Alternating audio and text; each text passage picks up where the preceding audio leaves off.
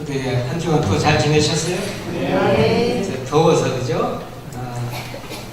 더울 때일수록 이렇게 말씀 같은 그래서 진짜 피스를 하시기 바랍니다. 아멘. 오늘 더우니까 이 더운 저녁에 딱 맞도록 이제 배경이 이번에는 높은 산으로 갑니다. 산.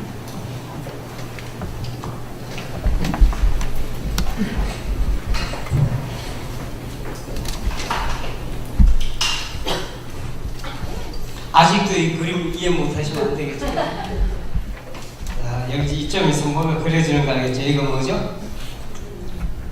자, 이렇게 이게 요단강이 흘러 이렇게 갑니다. 북쪽에서 남쪽으로. 여기가 갈릴리가 갑니다. 이제 이 정도 되면 어디가 가르치셔야 될 것 같아요. 이게 물이 고이죠? 더 이상 빠져나가지 못하는 데가 어디라고요? 사해. 이 사이가 당연히 지대가 나타나고 물이 이렇게 해서 보이게 돼.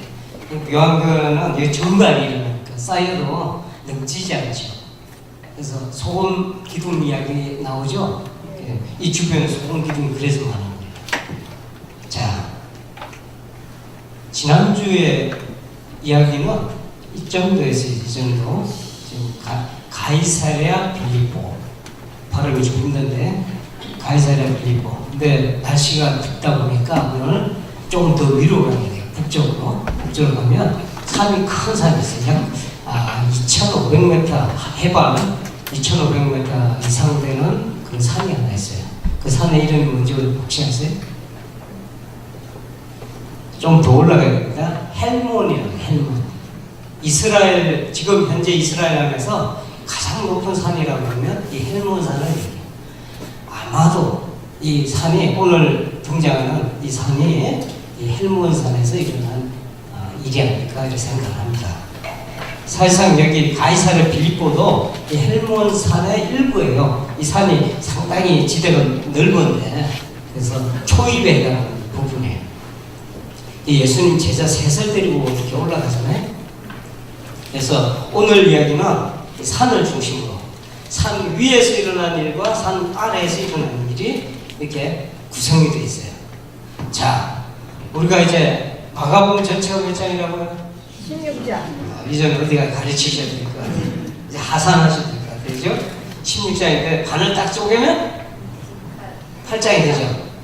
8장까지가 앞에서 쭉 이야기가 이제 쭉 전개되었는데 8장까지가 거의 서론에 해당하고 9장 넘어서 보면서 복음, 우리가 마가복음 이렇게 되죠. 마가복음이 되는 마가복음이 복음이 완성되는 그 발걸음이 9장부터 시작이 됩니다. 오늘부터 본격적으로 이제 복음의 완성이 국면으로 들어가는데 10장으로 넘어가면 주님께서 고난받으시기 위해서 예루살렘에 입성하는 그 장면이 나와요. 그래서 이 가기 전에 예루살렘에 들어가시기 전에 고난에 본격적으로 들어가기 전에 고난의 신비에 대해 고난의 의미에 대해서 오늘 주님께서 특별히 말씀하시는 사건들이 쭉 나옵니다. 이 8장, 9장 이 부분을 잘 이해하셔야 복음이 뭔지 복음의 능력이 뭔지 앞으로 일어날 복음을 중심으로 한 진정한 사건들이 어떤 사건들이 일어날지 그 의미를 파악하게 되는 거예요. 오늘 9장 그 중에 하나입니다. 9장에 그 이야기는 산을 두고 이루어진다고 했죠. 그 전반부는 산 위에서 일어나는 일이고 후반부에는 산 아래에서 이루어져요.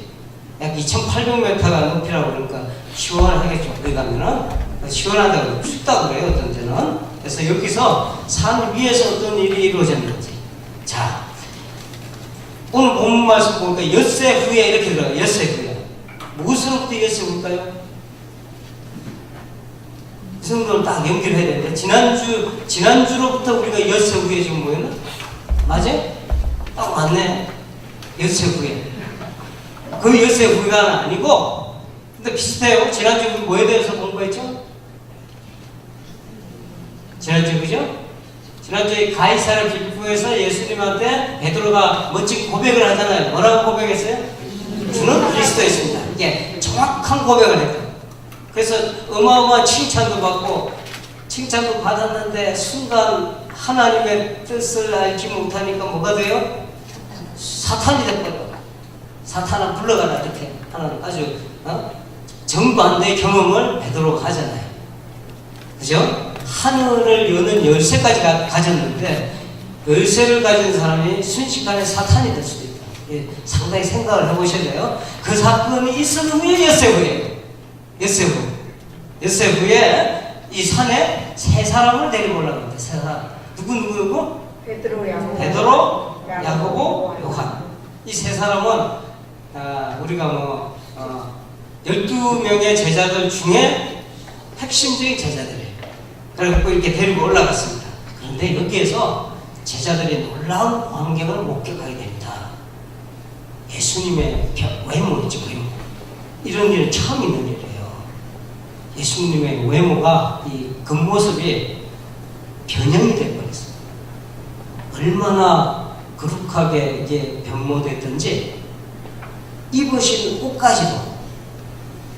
옷까지도 세상의 어떤 옷보다도 눈부시고 이고 빛나게 되는 그런 사건을 보게 됩니다. 더욱 놀라운 건 모세와 엘리야가 등장해요. 모세와 엘리야가 이 장면을 제자들이 보니까 큰 충격이 될 거 아닙니까? 큰 충격이 되니까 뭐라고 하냐면 이게 두려움으로 다가와요. 두려움으로. 모세가 누구예요? 모세가 우리 잘 알잖아요. 모세라 그러면 하나님의 백성을 애굽에서 빼내서 가나안에 이르게 했습니다. 그래서 하나님의 거룩한 율법을 받아서 이렇게 전한 영실공이 불세출에 이런 말 알아요? 젊은 사람들? 불세출. 세상에 이제 나타나 본 적이 없는 불세출에 오늘 같은 날 이렇게 좋은 말도 배우는 거예요. 영국에서 오신 목사님 한자도 잘 아시네. 이거 옛날에 좀 들었어요. 불세출의 지도자.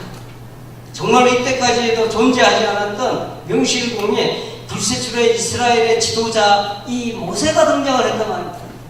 또 한 사람 등장하죠. 누구예요? 엘리야가 누구예요? 이 엘리야가 또 대단한 사람이에요. 엘리야는 하나님의 뜻을 받아서 실천하도록 온몸을 다 바쳐서 이렇게 촉구했던 선지자입니다. 그래서 선지자 중에 대표 선수예요. 우리 국가대표 축구 선수 이번에 죽소죠? 죽소인데 이제 그런 정도가 아니고 국가대표 뭐 이런 게 아니고 여기는 선지자 중에 선지자 하면 엘리야를 뺄 수가 없다는 거예요. 선지자의 대표 주자입니다. 자, 모세, 엘리야 갑자기 나타나서 예수님하고 더불어서 대화를 합니다. 기적 초풍을 노렸습니다. 놀랍도 못해 두려워하기까지 한 그러한 사건이었어요. 이 두려움으로 베드로는 외칩니다. 여기 있는 것이 좋사오네. 우리가 초막셋을 질 때 하나는 주를 위하여, 하나는 모세를 위하여, 하나는 엘리야를 위하여 하사요. 그래도 직급 위해서는 안 했네. 하나 더 지지. 그죠? 한 세 개를 지켰다. 하나는 국거 주니까, 하나는 모세, 하나는 엘리야. 야, 근데 이 말이요. 오늘 성경 말씀 보니까 무의식 중에 하는 거예요. 지가 놀라갖고. 그리고 이 놀랐다는 거는 무서움 때문에 놀란 것도 있지만 좋아갖고 오는 거예요. 여기 있는 것이 좋사오네. 주님의 변형사건, 우리가 잘 기억하셔야 됩니다. 그런데 주님의 변형사건은 제자들한테 두려움을 가져다 주려고 하는 것이 아니고 또 더더군다나 여기 있는 것이 좋사오니 하는 것처럼 자기 만족을 위해서 이런 사건이 아니에요. 이거 착각하시면 안 돼요. 주인공이 여기서 제자들이 되면 안 된다고. 여기서부터 약간의 해석이 빗나가게 되는 그러한 사건이 돼요. 이거는 제자들을 위해서 그런 거 아니에요. 제자들을 놀랍게 하거나 제자들을 두려워하게 하거나 제자들을 즐겁게 하거나 이런 걸 위해서 하는 것이 아니고 아주 중요한 사건이에요. 무슨 사건이냐? 바로 주님께서 엿새 전에 베드로가 뭐라고 그랬어요? 주는 그리스도예요. 이 사실을 하늘로부터 친히 하나님께서 확정해주는 도장 찍어주는 사건이에요. 잘 보셔야 돼요. 구름 속에서 주님께서 손수 이렇게 말씀하시잖아요. 주님의 음성이 들려옵니다. 뭐라고 들려오냐면 7절에요. 다 같이 읽을까? 시작. 이는 내 사랑하는 아들이 이는 내 사랑하는 아들이. 너희는 내 말을 들으라 하는지라. 하나님께서 확 찍어냈어요. 도장 확 찍어주는 거예요. 사랑하는 아들. 여러분 이거 이야기 들을 때 뭔가 전에 들어본 것 같다는 생각 안 드세요? 마가복음 쭉 읽어오신 분은 이게 이게 전에도 이런 말씀을 하셨지. 1장 11절에 보면 그게 나와요. 1장 11절에 뭐라고 한다고요? 세례 요한에게 예수님 세례를 받죠. 세례를 받을 때 하늘로부터 음성이 들려오는데 뭐라고 하셔요? 너는 내 사랑하는 아들이라 내가 너를 기뻐하노라. 이 두 음성이 주님께 하나님부터 들려오는 음성, 하나님이 하시는 음성이에요. 그런데 첫 번째 음성과 두 번째 음성의 내용의 차이가 있다는 걸 주목하시기 바랍니다. 첫 번째 세례 때는 세례 요한에게 세례를 받을 때는 자세히 보세요. 예수님이 아직 때가 이르기 전이었다 하는 거예요. 완전히 드러나기 전이죠. 그런데 지금 어떻게 되세요? 주님께서 몸이 완전히 변형되셔서 영체가 된 거예요. 신령한 몸이 되셔서 완전히 그리스도로 확연하게 드러난 거예요. 그러시고 주님께서 하나님께서 이렇게 말씀하셔요. 뭐라고 하냐면은 너는 내 아들이다. 이는 내 사랑하는 아들이다. 그리고 하시는 말씀이 그 다음 말씀 중요해요. 너희는 저의 말을 들어라. 이 사건이 왜 생겼는지 하나님께서 이 주님의 변형 사건을 통해서 우리에게 알려주고자 하는 내용이 뭔지가 이 한 구절에 다 들어있어요. 너희는 저희 말을 들어라. 믿으라는 얘기예요. 주님을 그리스도라고 고백을 했죠. 그 전에 누가 고백했어요? 베드로가 했잖아요. 했는데 고백하는 것으로 중요한 것이 아니고 고백했지만 무슨 문제에 봉착을 해요? 잠깐 후에 사탄이 되어버리잖아. 왜 그런지 아세요? 저희 말을 안 듣기 때문에요. 그리스도의 말을 안 듣는다. 이게 무슨 이야기냐면 믿음이 없는 상태에 아직 믿으라 하는 하나님의 음성이에요. 하나님의 지도는 뭐냐면 하나님께서 이 사건을 통해서 보여주려고 하는 것이 뭐냐면 산 위에서 지금 일어나는 이 사건은 그리스도이심을 확고히 믿어야 할지니라. 이게 키포인트예요.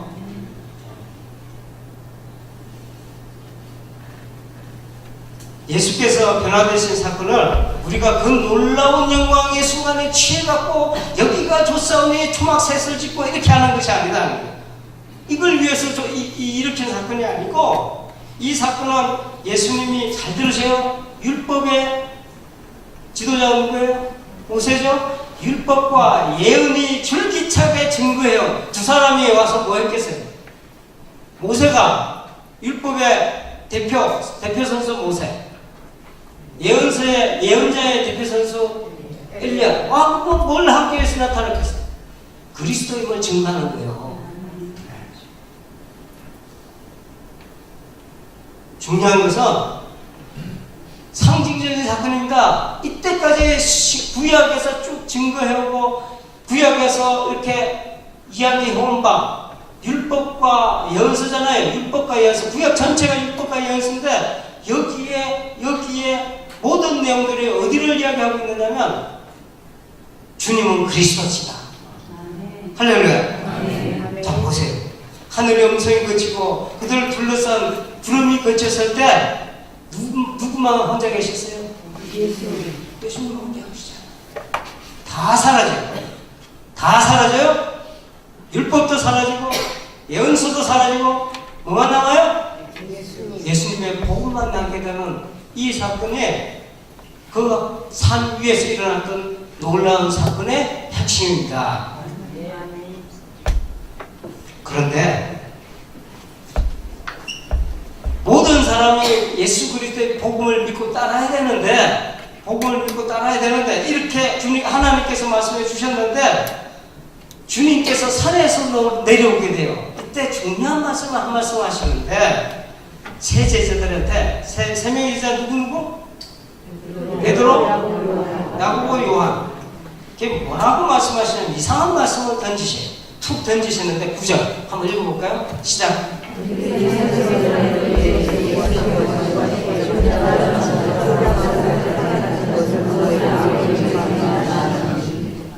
주님께서 계속해서 본 것을 다른 사람에게 이야기하지 말라 하고 말씀을 여기뿐만 아니라 몇 번 쭉 해오셔서, 근데 여기서는 조금 달라요.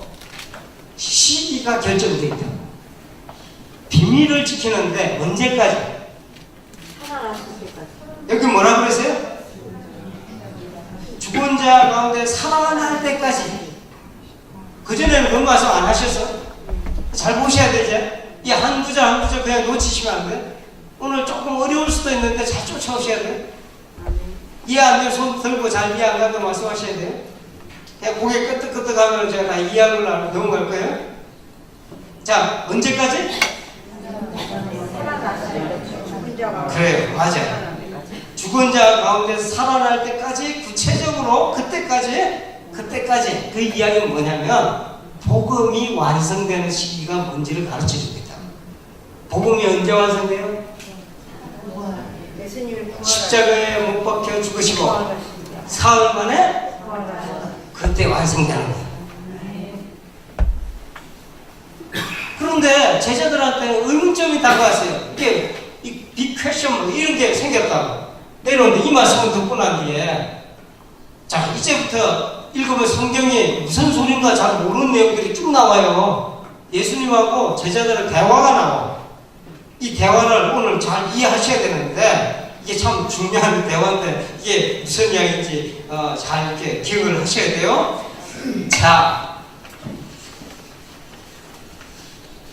제자들이 느닷없이 주님께서 죽으시고 사흘 만에 죽으시고 부활할 때까지 이 말씀을, 이 암시를 주셔서, 그러니까 제자들이 갑자기 던지는 이야기가 뭐냐면 예수님에게 어찌하여 서기관들이 엘리야가 먼저 와야 하리라 하니까, 이런 질문을 던져.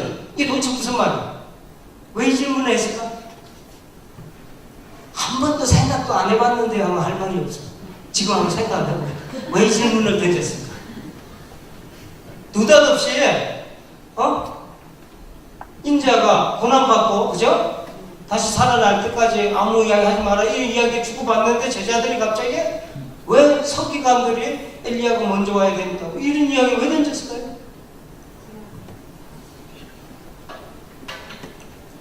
깊은 의미가 있다고. 제자들은요, 예수님 그리스도인지 아직은 못 믿고 있다는 증거예요. 이게 왜 이야기 던졌냐면요, 예수님 누구 만났어요? 산에서? 엘리야 만났잖아요. 자, 이걸 이해하기 위해서 말라기 4장으로는 4장 5절 6절 읽어보셔야 이 지금 질문의 내용을 이해를 합니다. 말라기는 구약의 맨 마지막에 있어요.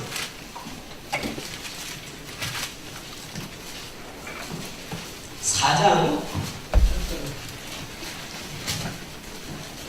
5절에서 6절까지입니다.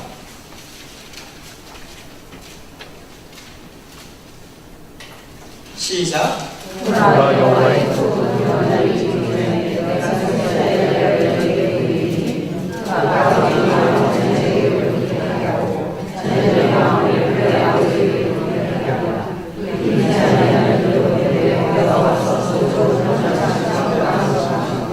자, 이게 말라기가 예수님 오기 전에 400년 전에 이미 이런 예언을 다 던져놨어요. 예수님이 오시는 걸 내다보면서 이야기 던지는 거예요. 이야기를 했던 이야기예요. 여호와의 크고 두려운 이게 뭘까요? 이게 도대체 뭘까?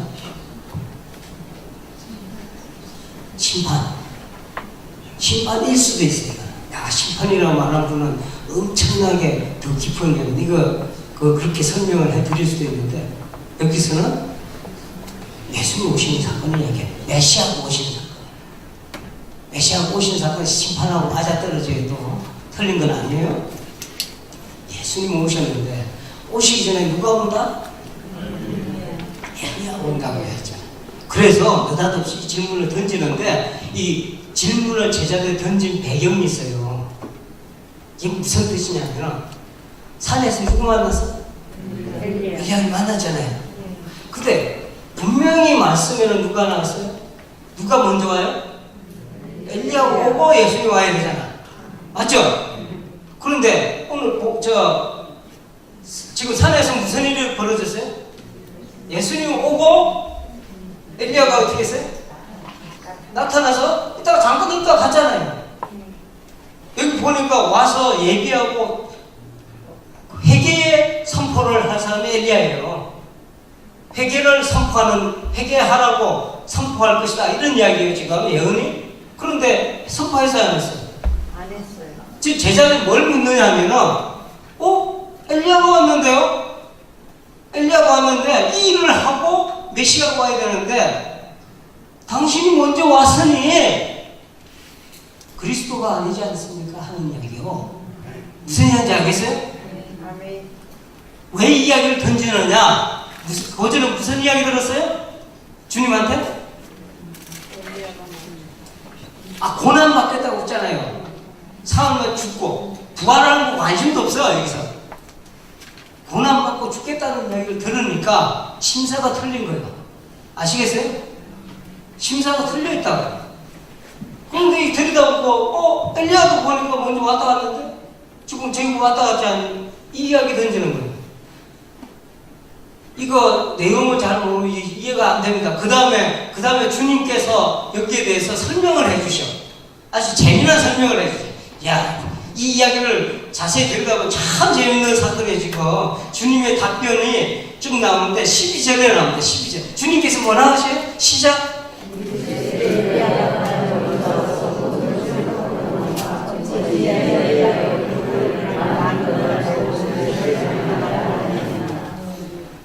자, 밑에 예수님께서 이 대답은요, 당신이 메시아가 아니지 않습니까? 솔직히 건드려 놨는데 불신이 생겼단 말이요. 거기에 대해서 그래, 엘리야가 먼저 와야지. 주님께서 이야기하는 거예요. 그리고 주님은 오실 주님, 그러니까 주님 자신에 대해서 어떤 다른 예언을 끌어들여요. 뭐라고 예언을 끌어들여요? 뭐라고 하시냐면 기록하기를 많은 고난을 받고 멸시를 당하리라 하였느냐고 이게 질문하는 거예요. 자, 앞에 거는 말라기의 예언이에요. 뒤에 거는 누구 예언이냐면 이사야 예언이에요. 이사야 예언이 53장에 보면은 종의 노래라고 해서 53장 여러분 잘 아시는 거예요. 개도 안 졌는데 도수장에 끌려온 어린 양같이 53장에 유명한 그거 있죠?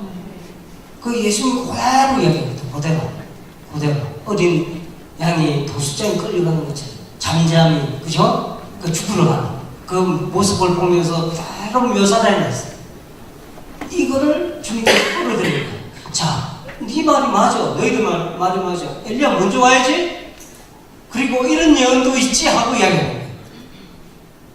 그런데 이 말씀을 던진 이유가 뭐냐면, 자, 중요한 이야기예요. 자, 엘리야가 먼저 와야 되는 말라기의 예언을 믿었다면, 너희들이 말한 것처럼 엘리야가 올 것을 믿었다면 이사야가 말하는 것도 믿어야지.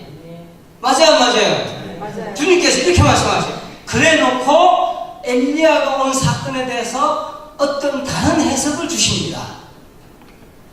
그 사건이 뭐냐면 주님께서는 탁월한 해석을 주시는데 진짜 엘리야가 내 앞에 왔다. 어떤 엘리야예요? 세례요한 이야기예요. 세례요한 올 때 마가복음 처음에 세례요한 이야기할 때 뭐라고 이야기해요? 예비하는 자로 쭉 설명이 되잖아요. 그죠? 그 예언을 이야기하는 거예요. 자, 주님께서 세례요한 이야기를 쭉 하시면서 던진 말씀이 엄청나게 중요한 이야기를 합니다. 뭐라고 이야기해요? 자, 그런데 세례요한으로 비유한 이유가 있어요. 주님께서 세례 요한과 엘리야는 너무 닮았어. 어떻게 닮았는지 아세요? 세례 요한 낙타 옷 입고 돌아다니면서 전도했죠. 기억나요? 똑같이 엘리야도 그랬어요. 그 다음 엘리야가 회개를 선포했습니다. 온 바알을 숭배하는 그 북왕조 아합 시대의 그 왕조의 백성들을 향해서 회개하라고 불을 내려가면서 회개의 복음을 전했어요. 회개를 전했다. 세례요한 뭘 전했어요? 회개의 세례를 베풀었잖아요. 그 다음에 또 하나 비슷한 게 있어요. 아합의 부인이 누구예요? 이세벨을 죽을 고비를 넘기잖아요. 그죠? 헤롯의 부인 누구예요? 헤롯디가 때문에 묘하게도 맞아떨어지네. 주님의 생각에는 벌써 이 세례요한에 대해서 엘리야를 이렇게 엘리야에 해야 될 일을 주님 앞에서 해야 될 핵심적인 일 회개의 준비를 시키는 이 사실에 대해서 쭉 설명을 해주고 계시다고 지금. 그리고 뭐라고 마지막에 던지느냐 참 중요한 얘기예요. 지금 13절 한번 읽어볼까요? 시작.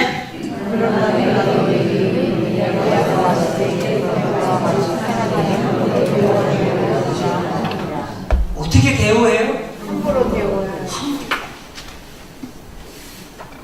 너희들이 엘리야를 믿는다고 그러면서 저 유대인들이 엘리야를 믿는다고 그러면서 엘리야가 오면은 그리스도가 올 줄을 안다고 믿으면서 어찌하여 부당하게 되었는가? 이 부당하게 됐단 말은 왜 그 사람이 회개를 촉구했는데 복음이 올 것이라고 그렇게 촉구하고 있는데 그것을 믿지 않고 부당하게 됐느냐 하는 이야기예요.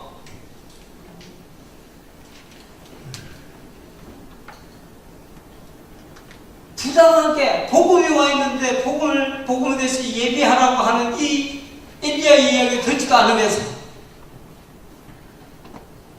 자, 이 글자가 한 번씩 움직이잖아요. 엘리야가 먼저 보지 않아요? 예수님을 믿지 않으려고 지금 질문하는 거죠. 근데 예수님 뭐라고 그래요? 그래, 엘리야가 왔다는 거죠. 세례 요한을 통해서 와서 할 일을 다 했어요. 회개를 증거했어요. 그런데 너희들 부당하게 되지 않았느냐? 그렇기 때문에 고난받는 그리스도에 대해서 너희들이 이해할 수가 없다는 거예요. 하나는 믿는 척하면서 하나는 안 믿잖아요. 예언서를 믿으면 다 믿어야지. 말라기 예언만 믿을 수는 없잖아요. 이사야 예언도 있잖아요. 이 모든 예언 종합해서 함께 믿어줘야 되는데 한쪽만 편의적으로 이야기를 하고 예수 그리스도에 대해서 믿기를 거절하고 있는 이 더러운 어떻게 보면 이 사악한 이 심정을 꿰뚫어 보시고 이야기를 던지시는 거예요. 이해돼요 지금? 아멘. 이해되기를 바랍니다. 아멘.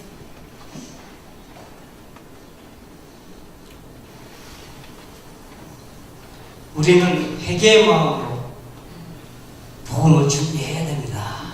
아멘. 세례 요한이 베푼 회개의 세례처럼 철저히 우리는 옛사람과 단절해야 돼요. 또한 우리는 주님께서 피와 죽음으로써 사신 그 귀하게 값지게 이게 사두신 이 복음을 믿어야 됩니다. 이것이 선지자들을 통해 보이신 하나님의 뜻이요 우리가 영원히 살 길이기 때문입니다. 이게 산 위에 일어난 사건의 실체요 비밀입니다. 자, 주님께서 이 산 위에서 계셨으면 이 이야기 끝날 텐데 예수님께서는 제자들과 함께 산 아래로 내려가십니다. 헬몬산 아래서 산 위에서는 새 제자들이 참으로 놀랍고 영광스러운 장면을 목격하지 않았습니까? 영광, 영광, 할렐루야. 이 정도로 외칠 만한 놀라운 광경을 목격했어요. 베드로와 야고보와 요한이 쳐다보는 가운데 산 위에 서신 예수님은 영광 가운데 계셨고 그분의 육신을 감싸고 있던 그 옷들조차도 그분의 영광을 차마 이기지 못하고 섬유 한올 말이에 모든 것이 변모되는 그런 놀라운 사건이었어요. 뿐만 아니었어요. 오래전 사라졌던 신앙의 영웅들 모세, 엘리야가 함께 등장해서 예수님을 이렇게 돌봐왔습니다. 예수님의 또 말씀을 들었습니다. 게다가 하나님의 영광이 그곳에 임했어요. 그분의 말씀이 친히 주어졌어요. 하나님이 친히 함께 하셨고 그 아들 예수가 통치하는 영광된 새 예루살렘, 이것이 바로 산 위의 놀라운 광경이었어요. 그런데 산 아래에서는 어땠어요? 산 아래는 병들린 이의 고통이 있었습니다. 병은 나이 어린 아이조차도 비껴가지 않고요. 사랑하는 아이의 고통을 바라보면서 아무것도 할 수 없었던 그 아버지도 있어요. 부모의 무기력도 거기에 있었어요. 그 고통의 소리가 그곳에 있었습니다. 그리고 주님의 제자들도 무기력했어요. 이 고통을 바라보면서 아무것도 할 수 없어서 이렇게 그 아버지가 외칩니다. 내가 선생님의 제자들에게 내쫓아달라 하였으나, 귀신을 쫓아달라 하였으나 그들이 능히 하지 못하더이다. 한마디로 산 아래는 소망이 없어요. 산 아래는 절망과 원망이 가득 찬 그런 현장이었습니다. 아비가 이렇게 탄식합니다. 귀신이 어디서든지 저를 잡으면 그 부러져 거품을 흘리며 이를 말며 그리고 파리하여 가는지라. 이 파리하여 간다는 뜻이 무슨 뜻인지 아세요? 시들시들해져가는 거예요. 이거 그대로 산 아래, 산 위와 산 아래는 그야말로 극과 극이죠. 그죠? 산 위가 천국이라고 한다면 산 아래는 뭐가 돼요? 이 지옥이요. 우리 비극적인 현실이 뭔지 압니까? 바로 우리가 어디에 있어요? 이 산 아래에 산다는 거예요. 산 아래. 산 위는 우리가 가고 싶어도 못 가는 잃어버린 낙원입니다. 우리는 들어갈 자격을 상실했죠. 영혼이 거기서 쫓겨났기 때문에 산 아래에서 고통받으면서 원망과 절망과 탄식 속에 살아가게 되어 있습니다. 그런데 예수 그리스도는 이런 우리 처지에 빛을 선사하십니다. 산 아래와 산 위, 산 위와 산 아래 경계를 허물어뜨리셨어요. 그분은 산 위의 영광의 주인공입니다. 그분은 하나님 자신이십니다. 근데 그분은 그곳에 머무시지 않고 산 아래로 내려오십니다. 그 이유는 오직 하나, 산 아래의 사람들을 구원하기 위함이에요.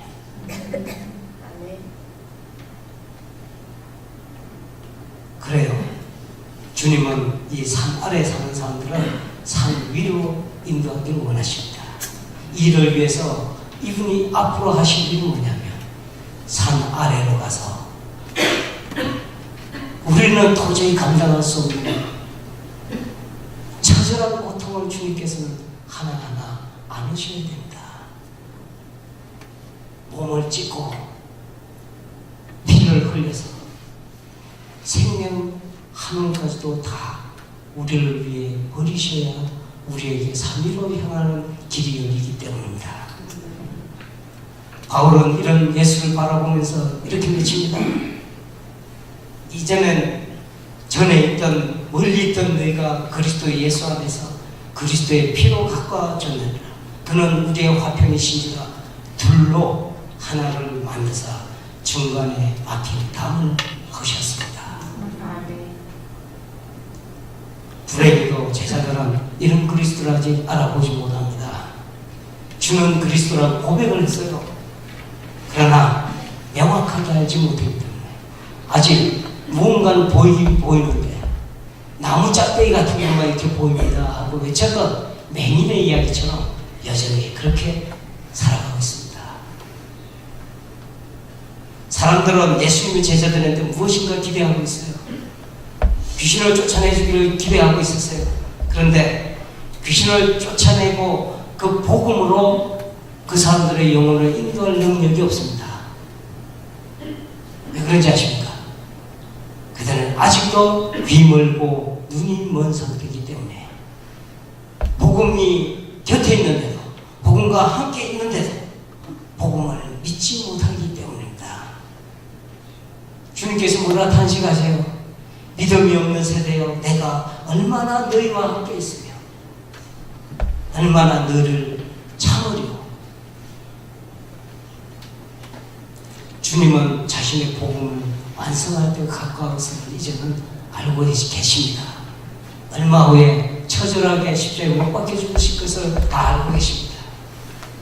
그런데 그 시각에서 제자들을 바라보니까 아직도 복음을 믿지 못하고 알지 못하고 의심하는 가운데 있지 않습니까?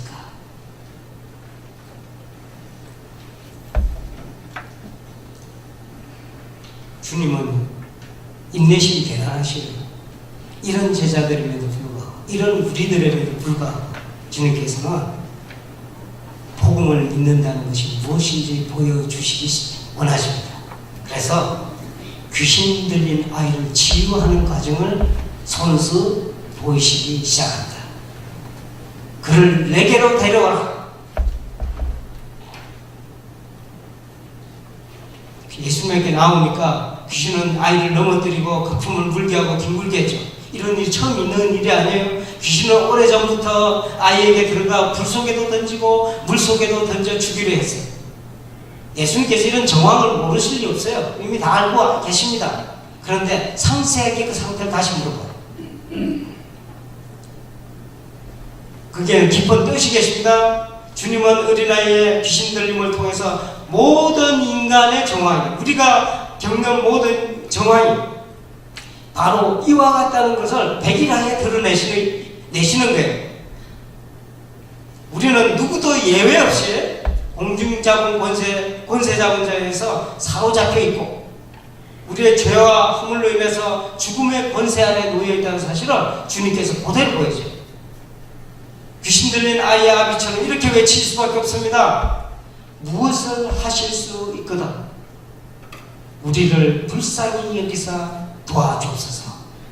이거 우리 기도가 돼야 돼요. 주님께서는 이미 해결책을 주셨어요. 놀랍게도 죄와 사망의 권세, 이것은 주님의 복음으로 이미 정복되어 있기 때문에 주님께서 말씀하십니다.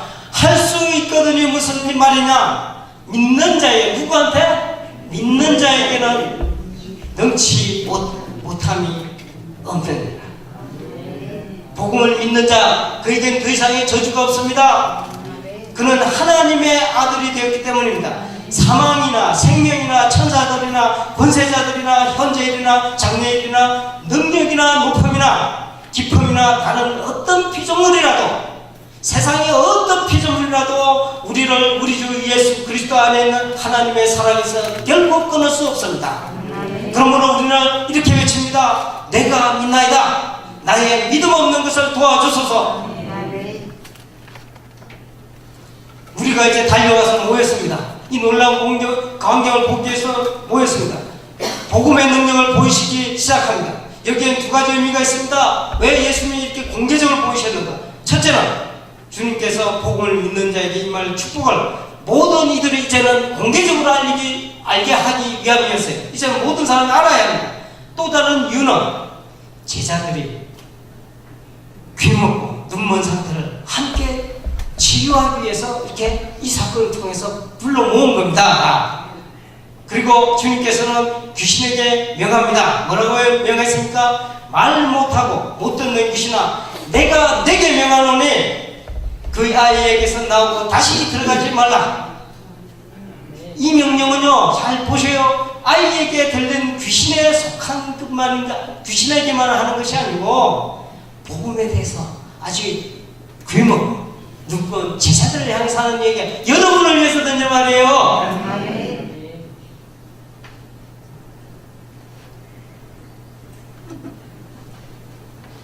귀신은 소리를 지르면서 경련을 남기면서 이렇게 나갔어요. 아예 평생 동안 이 지배했던 아이를 지배했던 이 귀신의 세력이 주님의 복음으로 인해서 나갔어요. 이건 놀랄 일이 아니에요. 와, 놀랍다고 하시면 안 돼요. 왜 그러냐? 너무나 자연스러운 결과예요.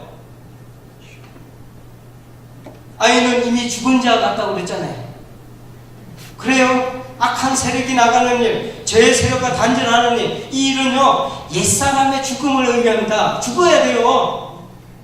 그러나 실상은 죽은 자가 아니라 참으로 산 자입니다. 주님은 죽은 자 같은 아이 손을 잡아 일으키십니다. 그리고 생명으로 살게 하십니다. 이렇게 말씀하십니다. 자, 예수께서 그 손을 잡아 일으키시니 이에 일어섭니다. 할렐루야. 얼마나 아름다운 광경이에요. 얼마나 놀라운 모습입니까? 얼마나 멋진 모습입니까? 이것이 복음입니다. 이것이 하늘 복음이 만들어내는 놀라운 새 역사입니다. 제자들은 이 놀라운 장면을 보고 놀랐어요. 그리고 조용히 물었습니다. 우리는 어찌하여 너희 이 귀신을 쫓아내지 못하였느냐? 주님이 하셨는데 우리는 왜 못하냐? 우리도 그렇게 고백할 수밖에 없잖아요.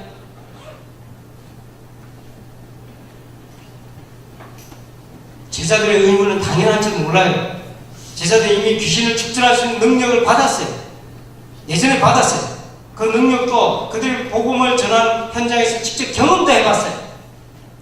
그런데 여기에서 실패했어요. 왜 그런지 아시죠?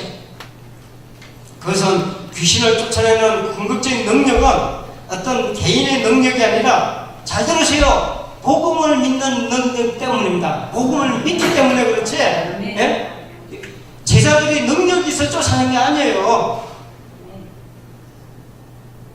기도 외에 다른 것으로는 이런 종류가 나갈 수 없느니라. 이 구절 때문에 오해하시는 분 많아요.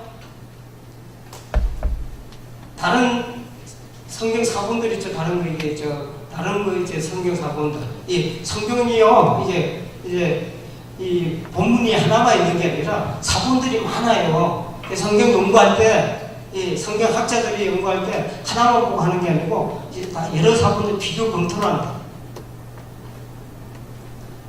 복음서도 마태복음 있고 또 요한복음 있잖아요.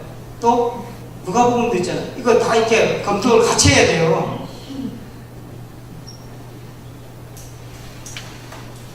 어떤 분은 여기에다, 어떤 사본에는 금식을 또 끼워놨어요. 기도와 금식만이 이렇게 하는 구절도 있죠. 그죠? 이게 잘못 이해하시면 귀신 쫓아내는 특효약이 뭔가 했을 때 기도와 금식인가 이렇게 생각할 분이 있어요. 지금 예수님이 그 말씀 하시는 거 아니에요? 상당히 위험한 해석입니다. 귀신에 대해서도 잘 모르고 기도와 금식에 대한 이해도 잘 못해요. 자, 마태복음의 구절을 돌아가 보시면 여기에 대해서 아주 좋은 해석을 우리가 얻게 됩니다.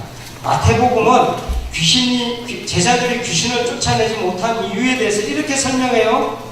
안 찾으셔야 돼요. 제가 읽어드릴게요. 마태복음 17장 20절에 나오는 내용이에요.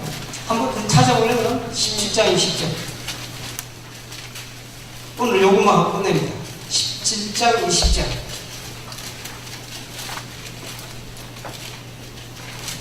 마태복음 넘기는 소리가 안 들려야 끝났는데 아직까지 계속 들리고 계속 찾고 있다는 거죠. 다 찾으셨습니까? 한번 같이 읽고 시작.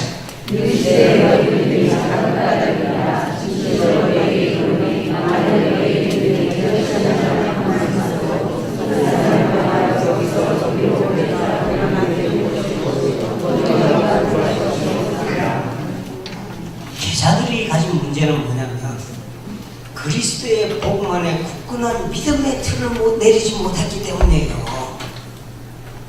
기도 외에, 이런 말은 이런 기록도 이런 견지에서 읽어야 제대로 보입니다. 믿음과 분리된 기도가 있을 수 있습니까? 믿음과 분리된 금식이 있을 수 있어요? 믿음의 기도만이 참 기도이고 믿음의 금식만이 참 금식이 되는 거예요. 아시겠어요? 참 믿음을 가진 사람만이 참 기도를 할 수 있고 참 금식을 할 수 있어요. 새겨 들으시기 바랍니다. 기도 외라는 말씀은 믿음 외라는 동의 이 말과 똑같은 말로 읽으셔야 돼요. 금식이라는 용어가 처음부터 되어도 마찬가지예요. 기도와 금식이 믿음이 없는 한 더 이상 하나님이 받으실 만한 기도도 아니고 금식도 아니기 때문입니다. 오늘 주님께서 우리에게 말씀해 주는 핵심적인, 이 본문 말씀에서 이야기해 주는 핵심적인 그 그 말씀이 뭐냐면 산 위에서 일어났던 사건을 잘 기억을 하셔야 돼요.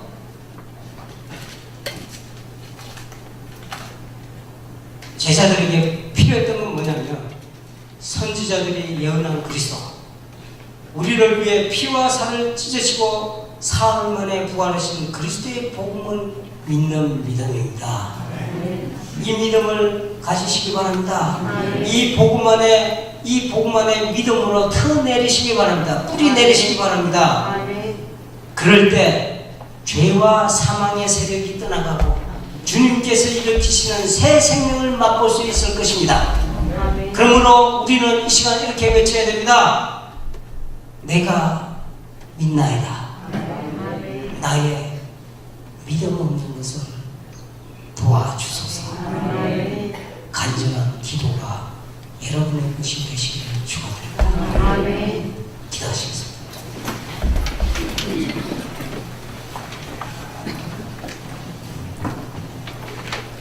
주님, 저희의 믿음 없는 것을 도와주옵소서.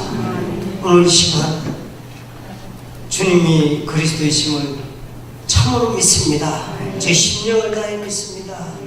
저희의 온 몸과 마음과 뜻을 다해 믿습니다. 주여, 저희의 부족한 믿음을 완성시켜 주옵소서.